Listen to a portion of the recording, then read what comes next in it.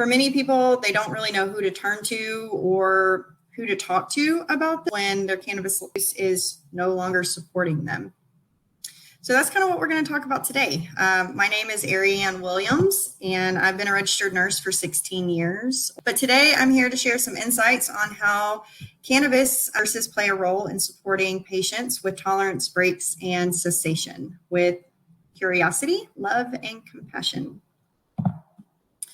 So I'm going to start off talking about some of the women that I've supported, one being a 38-year-old mother, entrepreneur, and she was desiring to take a break because she was really consumed with how much she was using.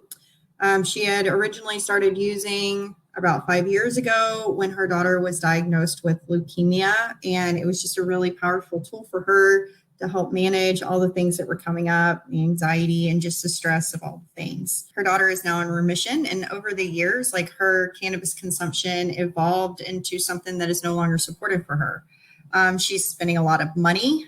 She was using concentrate, oils, vapes, vape pens, flour, as well as edibles. And she started noticing that she was having some nausea from time to time and also was waking up with pretty frequent heartburn in the mornings. She couldn't remember the last time she had actually taken a break or if she had ever taken a break. And she was really worried about what would happen if she did, but also really concerned about what would happen if she didn't. Another woman, 45 years old, also a mother and a lawyer, and she desired taking a break and having support around it because she was no longer seeing the same benefits that she was before with her consumption. Also taking into consideration that she's a lawyer, she wears a high-profile job. This is very stigmatized, like Marilyn had talked about, and it wasn't something that she was able to openly share with a lot of people. So it was actually creating some isolation for her, and it was causing some problems in her relationships. So like the other woman, she was worried about what would happen if she took a break, but she was also really concerned about what would happen if she didn't because her use was no longer supporting her. But it had been supporting her for mood and pain. Another woman, 43, mother and a teacher. She wanted to stop completely because it was no longer supporting her in the way that she was using.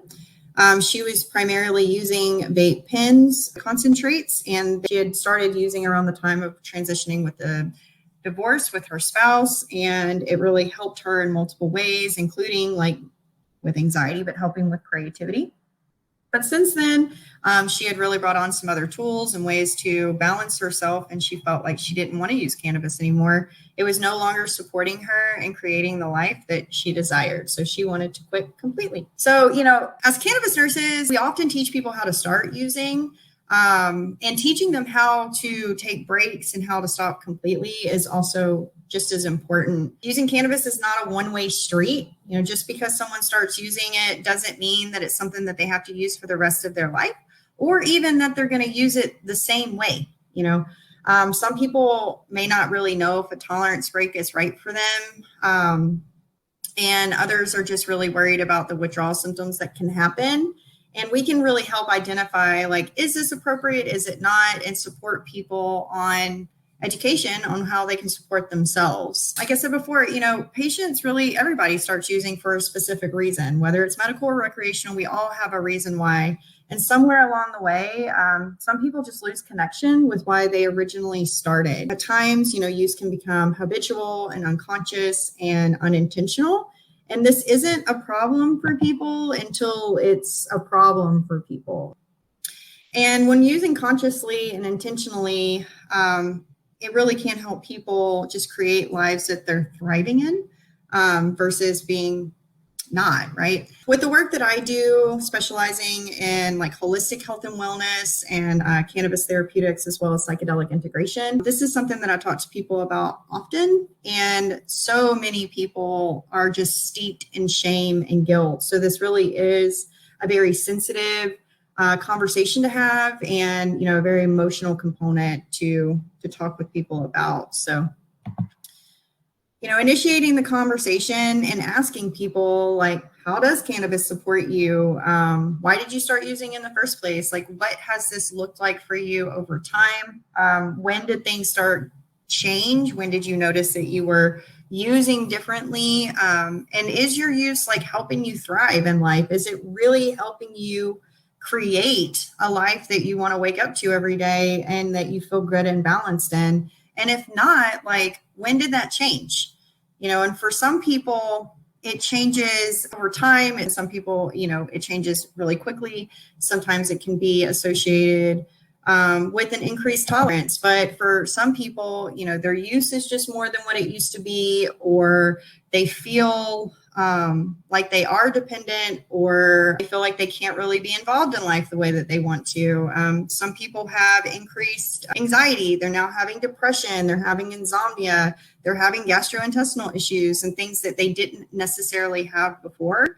And what I will share is, like, most of the time when I'm talking to people, it's more so around people who are using high concentrates that are really having more issues. And a lot of it, what I have seen, is a lot with vape pens.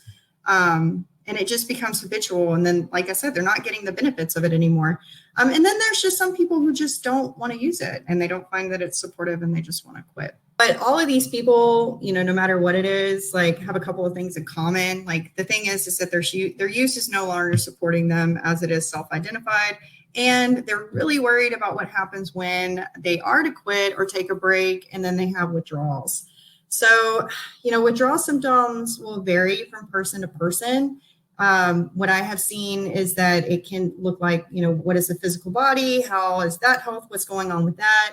Also, like, the mental part of it, and the fears around it, and all the stories. So, just having an open conversation about the possibilities, and talking to the patient about ways that they can support their endocannabinoid system. Because with the withdrawal of cannabis or THC in the medicine, like, there is going to be an imbalance. There is going to be, some sort of manifestation of withdrawal for most people. So what are some ways that we can start talking to people about supporting their endocannabinoid system if this is a choice that they want to make, right? And when I start talking to people who come to me about wanting to take a tolerance break or moving into that direction of wanting to quit completely, the invitation is to get a lot of these things started before the break actually happens. That way the process is more easeful, and you're setting yourself up for success. Some of the things that I talk to people about is, like, setting intention with consumption. Get really clear on why you're using, and get really clear on what you're wanting to gain from your use. What are you wanting to co-create with this plant? Because I believe it's a very co-creative process, right? And what's your intention? I also often have people write letters of gratitude to cannabis, because this is a very beautiful medicine. And just, what do you want to do? How do you want to work with it differently? Also, like I had said before, educating on ways of supporting the endocannabinoid system. This looks like a healthy diet. A Mediterranean diet overall is said to be just a super fantastic diet because it has the healthy fats in it. It's whole food, whole plant. It has a lot of good fibers in it and stuff like that.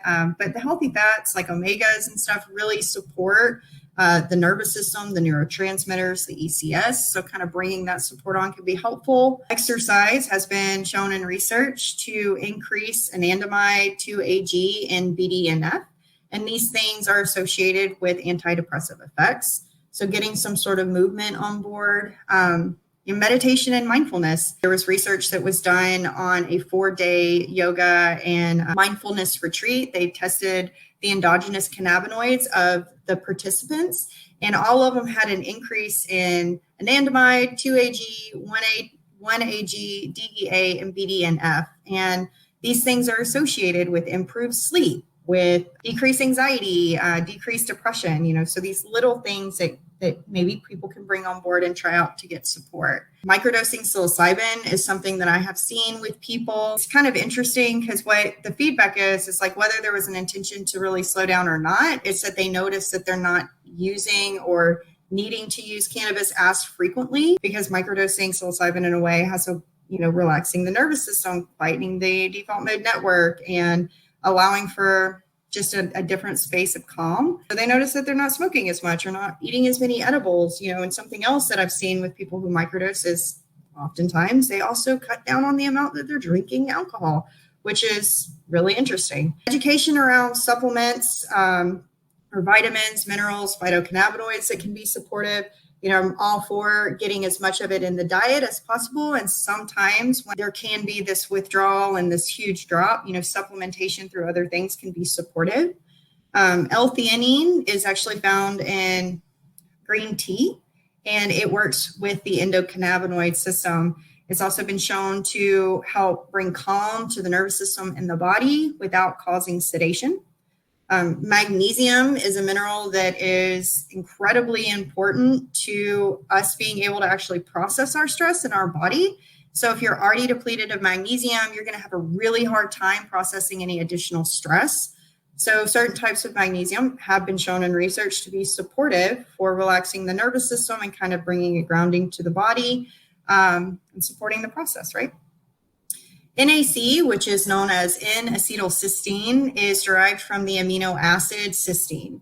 And this has been shown in clinical research around substance abuse disorder to cut down on withdrawal symptoms of multiple substances. When done research around cannabis, it has been shown to decrease cravings and increase someone's ability to stop and not go back because of not having the cravings and stuff like that. Group support is like, I can't really state the importance of having this on board, and stressing how doing a group really makes such a difference for people. Megan and I did a group back in October that was really transformational for the people that were involved in it.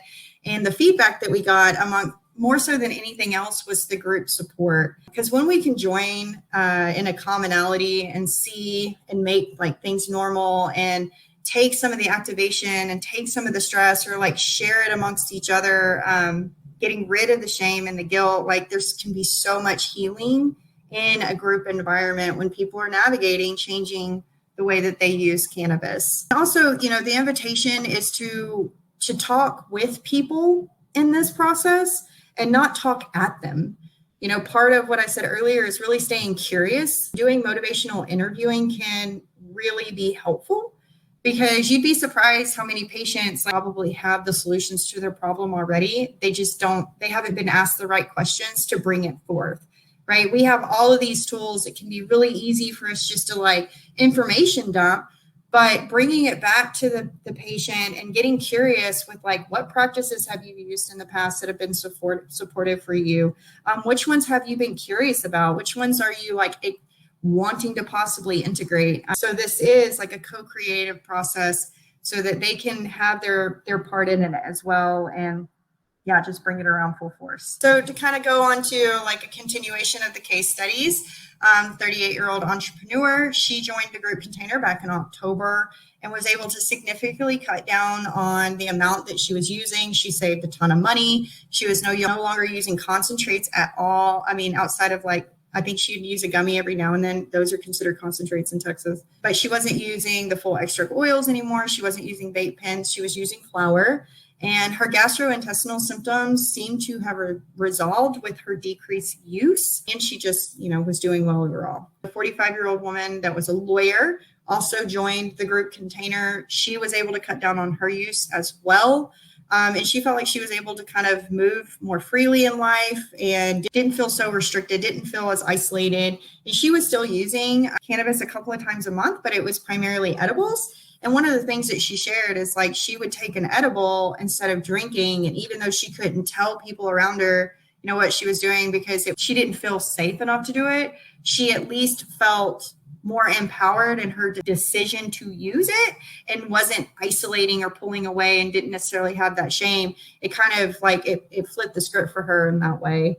And then the 43-year-old that is a teacher, we did one-on-one support together, and she was able to completely quit and had reported that it was such a more easeful, less stressful process than what she thought it was going to be. And she reported feeling more grounded and aligned. And we used multiple things in the screen before with these people to kind of help get them into a better space of where they feel good. Many of our patients are really reluctant to have this conversation with their healthcare providers. Marilyn was talking about stigma. Catherine was talking about stigma. It's a big thing, right? And as cannabis nurses, we really have an opportunity to foster an environment of acceptance and understanding. And we can educate our patients about the nuances of cannabis use and taking breaks or stopping completely, and really help them make informed decisions on how they want to get in alignment with their health goals and continue to live into their life as fully as they desire, right? Cannabis cessation and taking breaks it's a highly individualized decision. It is something of, staying curious, really getting clear, really asking like, where is this coming from? Because taking a break really isn't appropriate for everybody, for multiple reasons, and I've had people who have come to me and they, like I said before, have asked me, like, I think I need to take a break. Like, what do you think? And it's like, well, my question is like, what do you think? How is this affecting your life, both internally and externally, right? Are you feeling like you need to quit because there's someone in your life who's telling you that you're using too much? And if they are telling you that, and it's like, get really curious with what's going on with it.